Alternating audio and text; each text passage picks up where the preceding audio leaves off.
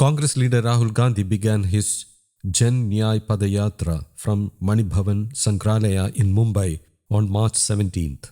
Congress leader Priyanka Gandhi and Bollywood actress Swara Bhaskar accompanied him during the yatra. Swara made some bold statements against the ruling BJP government. She accused the ruling government of doing politics of hatred. There is different type of politics in the ruling government, the politics of hatred. They are taking name of our gods and committing crimes. Being a Hindu, I believe that there is no bigger sin than this. To fight against all of this, such efforts of Rahul Gandhi and Congress are very important, she said.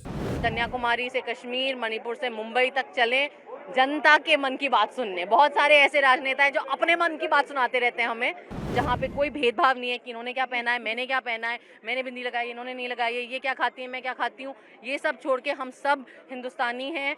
जो हमारे भगवानों का नाम ले लेकर जिस तरीके से नफरत हो रहा है और जिस तरीके से पाप हो रहा है, आप हमारे भगवान का नाम लेकर अगर कत्ल कर रहे हैं तो इससे बड़ा पाप नहीं है। मैं एक हिंदू होने के नाते मैं समझती हूँ ये सरकार का कंसर्न सिर्फ अपनी सत्ता है और अपनी कुर्सी है और अपनी मार्केटिंग करना और फालतू के झूठ फैलाना है। मुझे लगता है कि ये बहुत ही जो उन्होंने ये दोनों भारत जोड़ो यात्रा जो उन्होंने करी है वो बहुत ही प्रशंसनीय है और मैं नहीं समझती मेरे जहन में कोई दूसरे ऐसे राजनेता हों जो मतलब सही में देश का कोना कोना कन्याकुमारी से कश्मीर, मणिपुर से मुंबई तक चलें जनता के मन की बात सुनने। बहुत सारे ऐसे राजनेता हैं जो अपने मन की बात सुनाते रहते हैं हमें, लेकिन मुझे लगता है राहुल गांधी जी की खासियत ये है कि वो सही में जनता के मन की बात सुनते हैं, लोगों से मिलना चाहते हैं, जुड़ना चाहते हैं।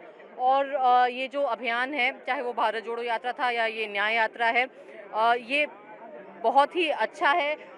हम एक ऐसे समय में रह रहे हैं जहाँ बहुत अक्सर हताशा होती है, निराशा होती है, लेकिन इस किस्म की का जो प्रयत्न है वो उम्मीद देता है। और मुझे लगता है ये ऐसा दौर है जहाँ हम अफोर्ड नहीं कर सकते निराशा और हताशा। उम्मीद हमारी मजबूरी है और हम उस उम्मीद को पकड़ के जिस हिंदुस्तान में हम पले बढ़े थे, जो हिंदुस्तान हमें याद है, जो इतना खूबसूरत हिंदुस्तान है, था और रहेगा, जहाँ पे कोई भेदभाव नहीं है कि इन्होंने क्या पहना है, मैंने क्या पहना है, मैंने बिंदी लगाई, इन्होंने नहीं लगाई है, ये क्या खाती है, मैं क्या खाती हूँ।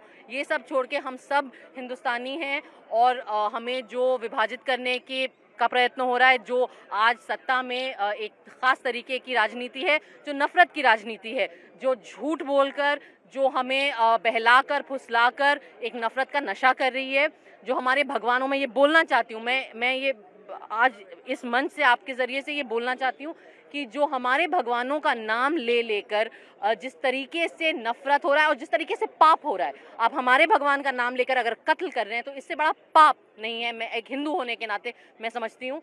तो ये सब जो है इसके खिलाफ लड़ाई लड़ना बहुत ज़रूरी है और मुझे लगता है कि ये जो अभियान है, ये जो प्रयत्न है राहुल जी का, कांग्रेस का और बाकी यहाँ नेता और जो सिविल सोसाइटी एक्टिविस्ट हैं, ये बहुत ज़रूरी है। काफ़ी देर आपने बातचीत की राहुल जी, क्या कुछ बता रहे थे? जो कल चुनाव की तारीखों का ऐलान हो गया, कांग्रेस पार्टी को भी चुनाव में जाना है। मैंने तो हेलो बोला और मैंने कहा कि सर ये बहुत दिन बाद मैं इतने जल्दी उठ रही हूँ आपके चलते, ये कहा मैंने। अच्छा, इसी बीच ये कानून जो है लागू किया गया है, उस पर आपका क्या व्यू है? कौन सा कानून? CAA।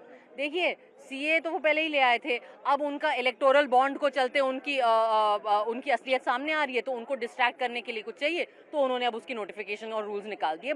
ये पता है, ये टैक्टिक, ये जनता को बेवकूफ़ बनाने की टैक्टिक ये 10 साल से कर रहे हैं। अब हम लोग समझ गए हैं ये खेला। सरकार का कंसर्न है कि CAA कानून के बारे में लोगों को गलत जानकारी दी जा रही है। ये सरकार का कंसर्न सिर्फ अपनी सत्ता है और अपनी कुर्सी है और अपनी मार्केटिंग करना और फालतू के झूठ फैलाना। इनका कंसर्न जनता के हक या जनता के जो असली मुद्दे हैं वो कतई नहीं है। न्यूज़ डेस्क, कौमुदी ग्लोबल।